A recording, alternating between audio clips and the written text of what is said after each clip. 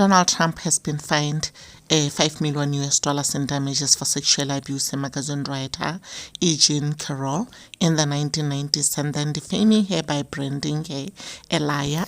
A jury decided on Tuesday. Today, the world finally knows the truth, Carroll said in a statement. This victory is not just for me, but for every woman who has suffered because she was not believed.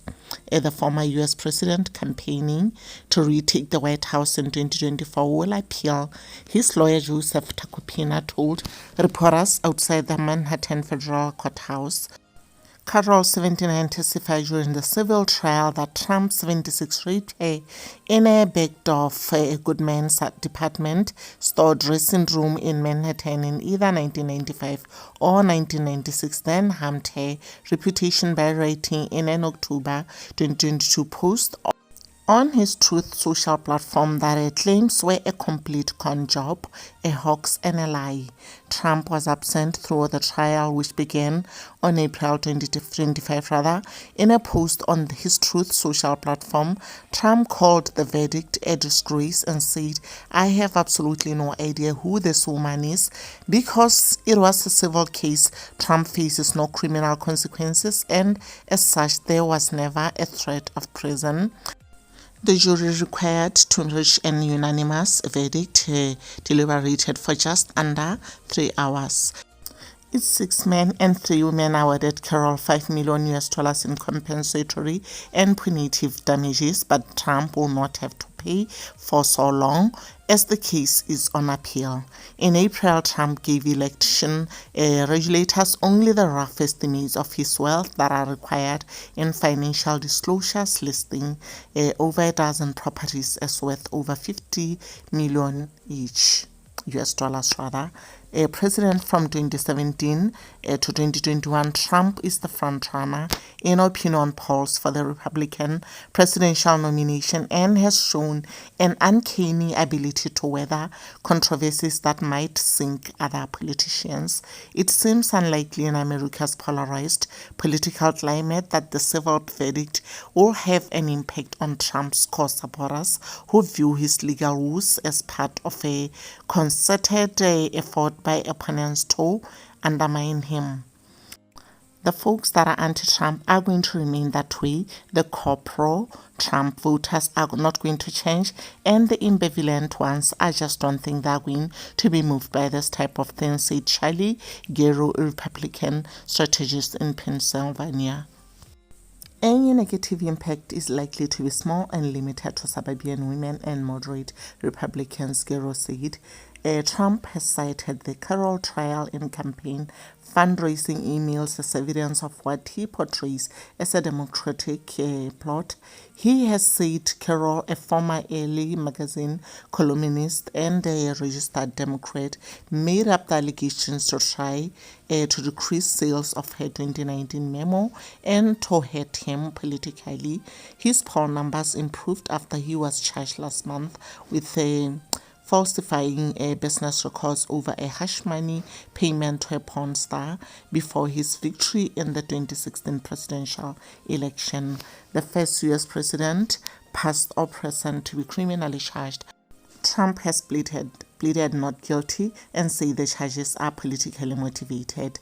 Liz Smith, a Democratic strategist, said it remained to be seen whether the verdict in Carroll's case would make Trump unpalatable to Republican voters beyond his base, prompting them to coalesce around another candidate.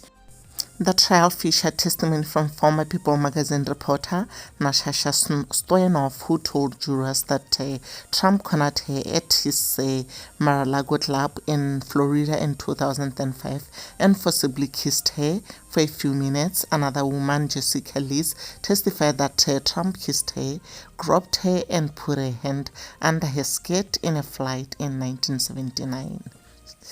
Jurors also heard excerpts from a 2005 Access Hollywood video in which Trump says women let him grab them by the pussy. Historically, that's true with stars. If you look over the last million years, Trump said in an October 2022 video deposition played in court, he has repeatedly denied allegations of sexual conduct. Carol testified that she bumped into Trump at Bergdorf's and agreed to help him pick out a gift for another woman. The two looked at lingerie before he caused her into a dressing room, slammed her head into a wall, pulled her down tight, and penetrated her, she testified. Carol said she could not remember the precise date or year the alleged rape occurred. Jurors were tasked with deciding whether Trump raped, sexually abused, or forcibly touched Carol, and were separately asked if Trump defamed Carol. The jurors found Trump sexually abused her, but not that he raped her. Before the jurors began deliberating, Judge Louis Kaplan defined rape for them as non-consensual sexual intercourse through forcible compulsion. He described sexual abuse as non-consensual sexual contact through forcible compulsion. Jurors awarded Carol $2 million in compensatory damages and $20,000 in punitive damages for her battery claim, and $2.7 million in compensatory and $280,000 in punitive damages for her defamation claim. Trump's legal team attacked the plausibility of Carol's account, including why she had never reported the matter to police or screamed during the alleged incident. Two of Carol's friends said that she told them about the alleged rape. At the time, she saw them to secrecy because she feared that Trump would use his name and wealth to retaliate if she came forward. Carol told jurors she decided to break her silence in 2017 after rape allegations against her Hollywood producer Harvey Weinstein prompted scores of women to come forward with accounts of sexual violence by powerful men. She went public with her account while Trump was president. She said Trump's public denials wrecked her career and instigated a campaign of vicious online harassment by his supporters. While Trump did not testify at the trial, a video clip from the October 2022 deposition showed him mistaking Carol for one of his former wives in a black and white photo among several people in an event.